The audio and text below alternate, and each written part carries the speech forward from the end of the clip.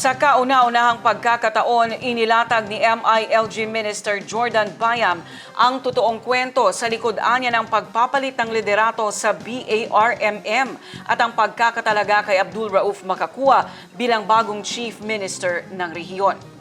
Ipinakita rin ito ang mga resibo bilang patunay na kinonsulta at makailang ulit anya na nagsagawa ng pulong hinggil sa pagpapalit ng liderato sa BARMM.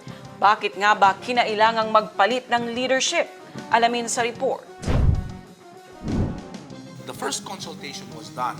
Pinatawag si Chairman Murad 2024, April 25. Yan, pero then nasundan niya ng another consultation. I think it was is May. And this one, I think me and the former Chief Minister then on the way kami to meet the President. So papunta, this was the time na kinausap siya ng Presidente on that. So, nag-consultation ulit. And this meeting, ako mismo nag-arrange niya.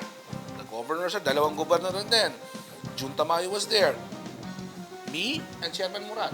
Diyan sinabi sa kanya na, umayos po kayo kasi nasisira yung pangalan ng barn. Kasi after na meeting na to, paglabas niya, pinatawag naman namin si Sir IQ and si OIC Governor Makakua.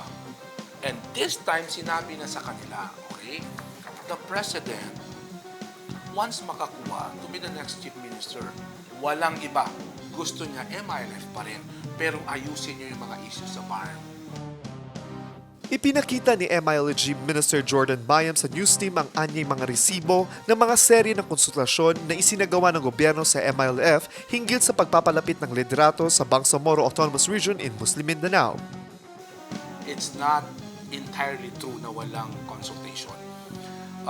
There were consultation. As a matter of fact, if I'm not mistaken, it took 6-7 months in consultation. And those consultation were high level. So it involves the highest leadership of the MILF. So hindi pwedeng sabihin na walang consultation. And why am I so confident in saying this? Because all of those consultations, I was present.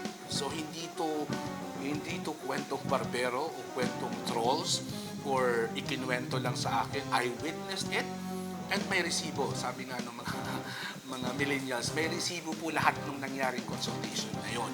Pero bakit nga ba kinakailangan magpalit ng liderato sa BARM? Prior to the appointment of Makakua, the main problem there and the clamor was that the BARM is so exclusive.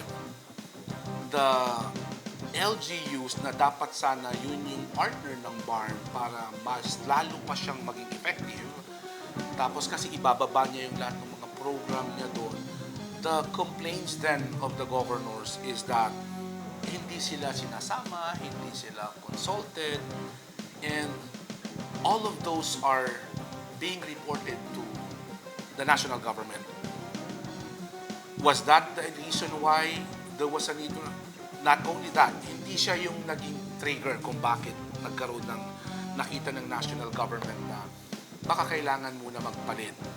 So, kailangan alalahanin kasi natin dito, we have to put it on the right perspective, dapat may context kasi ganito yan. Unang-una, tama kasi yung claim natin, or tama, kahit ako 100% agree ako na pag sinabi mo kasi BARM, it's a product of the peace process. Kung product po siya ng peace process, inaalagaan po yan ng both sides, the government side and the MILF side. On the government side, wala nang lalabis pa o hihigit pa sa pagpapahalaga that the block grant is being given to BARM annually, no question, para lang maka-take off si BARM. On the part of the MILF, it was highly expected of them, of course, and until now, kahit ako naniniwala ko na gagawin naman nila, that maka-deliver ng performance ang leadership nila. Take note, ang leadership ng MILF. I am not aware if they made an effort to ask what was there any errors on their part, but I think part of the questions then that the clamor from the people, especially from the LGUs, nung nag-start na yung issue na there are funds that are not explained, if I'm not mistaken, when the LGSF issue, lumabas, it caught the national government's attention on that. And then, because hindi lang naman sa sa mismo dito sa government center yung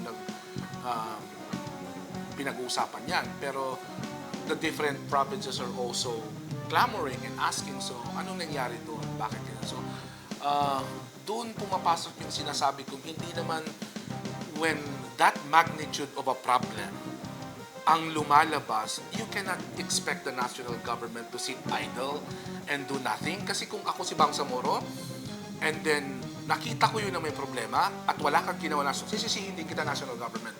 Because you're tolerating that. You did not act swiftly to arrest or address the issue. So, on my perspective, from my point of view, ginawa ni national government ang sa palagay niya the only way to arrest the issue. Para lang at least mapigilan na hindi siya lumala. Gaya nga sabi ko, kasi kung too much damage will be done, maging irreversible siya, then ayaw naman natin sabihin this is another failed experiment na naman. So what happened to the previous institution, which is the ARMM. So ayaw nating lahat na maging ganun ang kwento. Pagbibigay din ng opisyal, nananatili ang liderato ng MILF sa BARM sa katauhan ni Chief Minister Abdul Rauf Makakwa. Bago mo po sa MILG, sinabi ni Minister Bayam bilang NOI Executive Director ng OPA-PRO na patuloy ang pagtutok ng gobyerno sa pagsasakatuparan sa mga probisyon na nakapaloob sa Comprehensive Agreement on the Bangsamoro or CAB. Before I left OPA-PRO, before I was appointed here, let me just be very, very clear.